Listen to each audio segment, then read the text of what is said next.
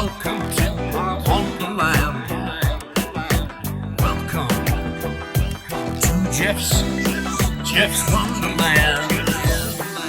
And welcome to the Wonderland. My name is Geoff, and it's great to have you here again. This is the second episode. I can't believe that the first episode is already done, gone, dead, buried, although you can play it back if you want to, obviously. And we're already on to episode 2. How time flies. It feels like I only did the first episode yesterday.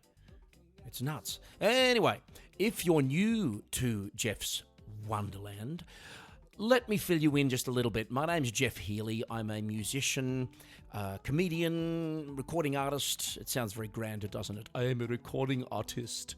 Yeah, that just basically means that I've made a bunch of albums, and I've made a new album. And it's called Wherever We Go, There We Are. And on each show, I like to, if you like, showcase one of the songs. Now, I don't play the whole thing because you can do that on Spotify. So I just play part of it.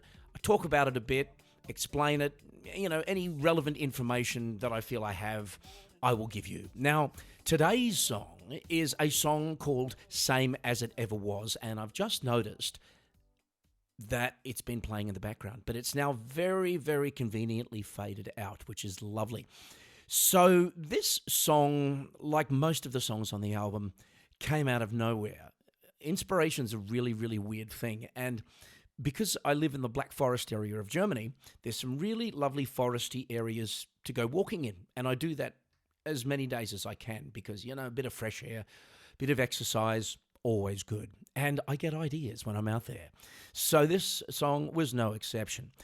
Without further ado, folks, I'm going to play some of the song and then I'm going to talk about it.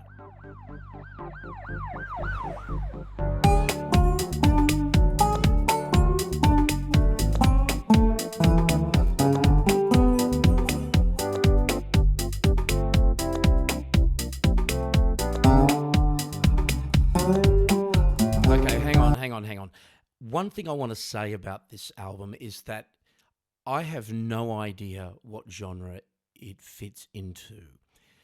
I have asked people and I've listened to it and I've compared it to other music, and because every song's so different, it doesn't fit neatly into any single box. So I'm calling this progressive rock because it is fundamentally rock music and it is progressive, which means it's not regressive. It is moving forward. It is creating things that have not necessarily been cobbled together before in quite the same way. So yes, this is my progressive rock opus. And now back to the song. Sitting in the sand in my hometown. That's Broadbeach. A little bit of autobiography there for you. Looking at the surf and the afternoon breeze is the same as it ever was.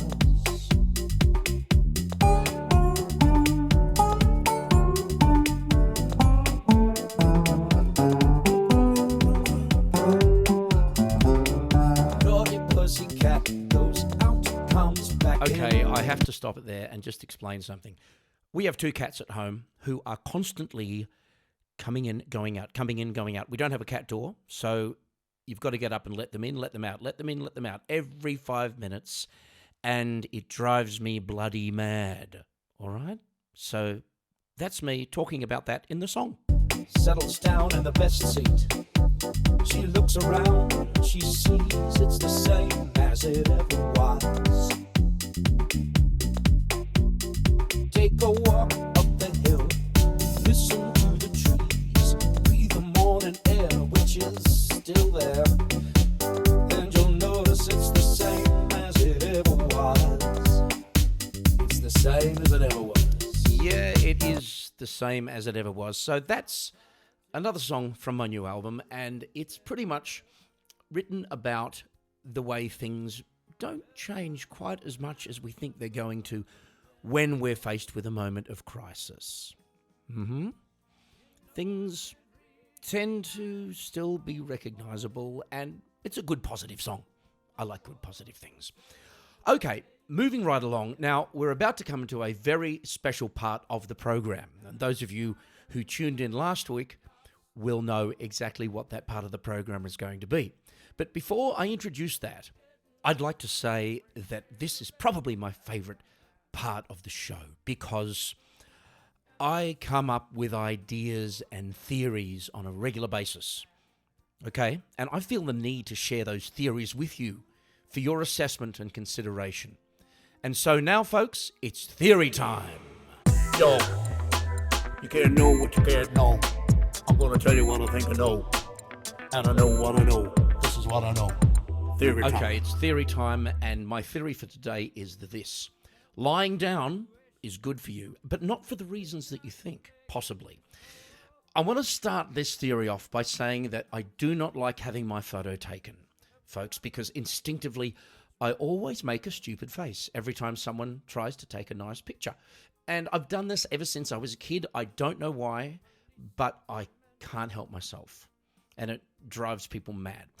Now, perhaps deep down, this is an internal reaction to the knowledge that I'm an idiot, and my face kind of feels obliged to reflect that.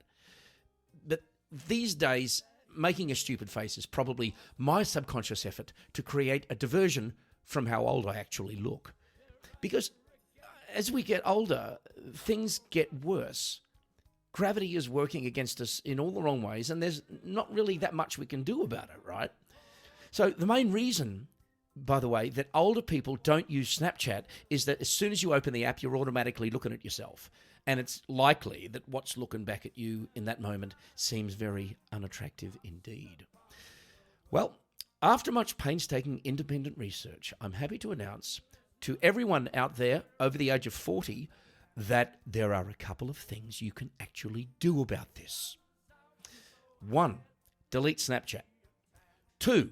Do not open your front-facing camera on your phone unless you are lying flat on your back, because just that one simple strategy will take years off, because gravity shifts all the loose skin, flabby bits or whatever to the back, and you end up looking at least 10 years younger than you really are. Now, this is, of course, an excellent reason to spend as much of your time as possible lying down, because, folks, this is the only time that the forces of nature are going to be helping you to look good. So, as we all shuffle reluctantly towards old age, remember, take a lie down as often as possible, because it's not about being tired, it's about looking your absolute best. This is what I know. Theory time. Yes, that was theory time for another week. Now, you might remember we have another segment in the show called Thought of the Day. Well, last week, Thought of the Day was right towards the end of the program, as it will be this time. However, this week, I'm presenting to you a bumper edition of Thought of the Day, because the thought that I've got is, I think, a real cracker and deserves a little bit more time than I would normally give Thought of the Day. So, folks, I present to you a very special extended edition of Geoff's Thought of the Day. I was thinking about something, I think it was the thought of the day. I think it was the thought of the day. And welcome to another edition of Thought of the Day. Now, today I'm going to share with you some valuable advice for the next time you really want to buy something from Amazon or eBay or anywhere really that you know your significant other is not going to approve of. Now, we all like to avoid being in the doghouse, so to successfully pull off that unauthorized acquisition, there are a couple of very important steps you have to take. 1. Make certain that whatever it is can be brought into the house or delivered when he or she is not home. 2. Once the item is in the house, make sure it's not so much hidden but effectively camouflaged by other everyday objects in such a way that he or she probably won't even notice it. 3. This one is probably the most important. If he or she does notice it, tell him or her that you've had it for a very long time and are actually surprised that he or she has not noticed it before. Now, this system will work almost every time for your smaller items like books, records, clothing, watches, but do not, and I cannot stress this enough, do not attempt it with motorbikes, cars, boats, or girlfriends/boyfriends.